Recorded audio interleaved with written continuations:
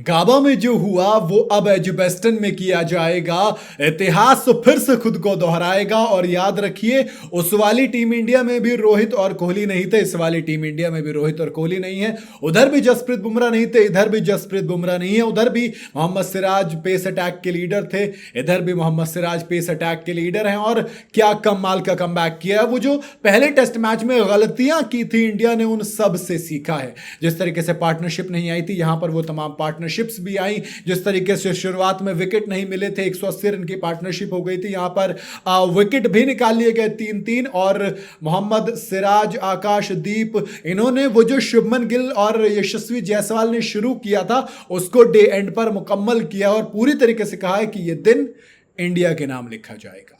जी हां, सबसे पहले तो आप ना सिर्फ बल्ले से दोहरा शतक लगाते हो और इंडियन क्रिकेट इतिहास का as a captain Shubman Gill सबसे बड़ी पारी खेलते हैं। सोचिए, जिस खिलाड़ी के बारे में यहां पर आने से पहले शक हो रहा था कि ये क्या करेगा, इसके पास तो इंग्लैंड में 100 रन भी नहीं है, एक भी ओवरसीज सेंचुरी नहीं है, ये सिर्फ और सिर्फ घर का शेर है। उसने रिकॉर्ड बनाकर लोगों को हिलाकर रख दिया। क्योंकि ये जो पारी खेली थी ना, ये पारी नहीं एक स्टेटमेंट थी, ये 269 रन नहीं बल्कि ये जवाब था उन तमाम लोगों को जो कह रहे थे कि शुभमन गिल पर शक है कि ये क्या करेंगे। लेकिन अब देखिए पारी किस तरीके से आई। रविंद्र जडेजा की 89 रन की पारी, यशस्वी जायसवाल की 87 रन की पारी और वॉशिंगटन सुंदर की वो 42 रन की पारी। इन्होंने इंडिया को 587 तक पहुंचाया। वो इंडिया जो कह रही थी कि 400 450 बना लेंगे बहुत अच्छा होगा, यहां पर 587 बने। हर एक बॉलर को आड़े हाथों लिया गया, चाहे वो क्रिस वॉक्स जिनकी अच्छी बॉलिंग रही थी डे 1 में, फिर चाहे वो ब्रायडन कार्स हो या फिर जॉश टंग जो पिछले मैच में काफी खतरनाक थे, इवन जो रूट से लेकर आप शोएब बशीर, बेन स्टोक्स, किसी की भी इकोनॉमी ऐसा नहीं है कि 3 से नीचे छोड़ी हो, सबको बराबर आड़े हाथों लिया है। यही चीज टीम इंडिया के लिए सबसे फायदेमंद साबित हुई। और उसके बाद जब बारी आई बॉलिंग की तो दोस्त कमाल करा। हालांकि आकाशदीप की बाद में पिटाई हो गई, लेकिन 2 विकेट उन्होंने मेन निकाल के दिए। नीतीश कुमार रेड्डी ने सिर्फ 1 ओवर डाला, वो एंड चेंज कराने के लिए लाए थे। लेकिन Mohammed Siraj 7 over 2 maiden 1 wicket इनके खाते में रहा। ये जो 3 विकेट आए हैं इंडिया के, ये बेइंतहा कमाल के विकेट हैं। और वो जो अंग्रेज हरामखोरी कर रहे थे जिसको ऋषभ पंत ने पकड़ा, दरअसल हैरी ब्रूक हर एक बॉल पे ग्लव सेट कर रहे थे। ऋषभ पंत ने कहा भाई कर क्या रहे हो, बॉलर रेडी है तो फिर किस चीज का हिट, तो का ग्लव सेट कर रहा हूं।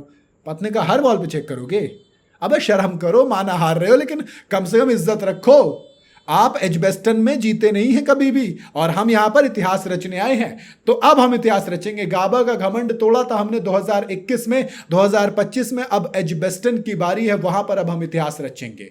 जी हां, शुभमन गिल, जब आप बात करेंगे मेड इन डबल सेंचुरी आई है, और एज अ कैप्टन की जब आप बात करते हो तो कैप्टन डबल सेंचुरी नहीं मारते इंडियन टीम की तरफ से, लेकिन शुभमन गिल ने वो करके दिखाया। मुझे केविन पीटरसन का वो ट्वीट याद आ गया, उन्होंने अब उसको रीट्वीट भी किया, जब कहा था कि जैक कालिस ने अपने पहले 10 टेस्ट मैच में सिर्फ 22 का एवरेज था उनका, लेकिन उसके बाद कैलिस क्या निकले, वन ऑफ द ग्रेट निकले। तो जरा शुभमन गिल को वक्त दीजिए, वो वक्त लेंगे तो उसके बाद आपको रिजल्ट जरूर देंगे। और रिकॉर्ड तो तोड़े हैं दोस्त, फर्स्ट एवर कैप्टन है वो इंडिया के जिसने एक डबल 100 इंग्लैंड में जड़ दिया, क्योंकि इंग्लैंड में रन नहीं बनते हैं, लेकिन शुभमन गिल जरा अलग हिसाब के हैं। और इसी के साथ ये हाईएस्ट स्कोर भी रहा है। सबसे पहले इंडियन टेस्ट कैप्टन में सबसे हाईएस्ट स्कोर विराट कोहली के पास ही थे सारे के सारे। साउथ अफ्रीका के अगेंस्ट उन्होंने 254 बनाया था, 243 श्रीलंका के अगेंस्ट थे, 235 इंग्लैंड के अगेंस्ट थे, और एमएस धोनी ने 224 बनाए थे ऑस्ट्रेलिया के अगेंस्ट। लेकिन ये 269 शुभमन गिल का नहीं बल्कि इंडियन टेस्ट हिस्ट्री में जब कैप्टन की बात करते हो एक इनिंग में, तो ये सबसे बड़ा स्कोर है जो कि शुभमन गिल ने बना दिया। इसी के साथ टीम इंडिया 510 रन की लीड के साथ डे 2 में एंट्री लेगी। बड़े धमाके के साथ, स्वैग के साथ आएंगे। एजबेस्टन में इतिहास रचना है, मैं तो कह रहा हूं धुआं उठा दो भाई, एक इनिंग से जीतो तो अलग मजा आएगा। बाकी आपको क्या लगता है, आप अपनी राय कमेंट में जरूर बताइएगा। वीडियो अगर आपको पसंद आई हो तो इसे लाइक और शेयर जरूर करें, और जाते जाते चैनल को फॉलो और सब्सक्राइब जरूर करते जाइएगा।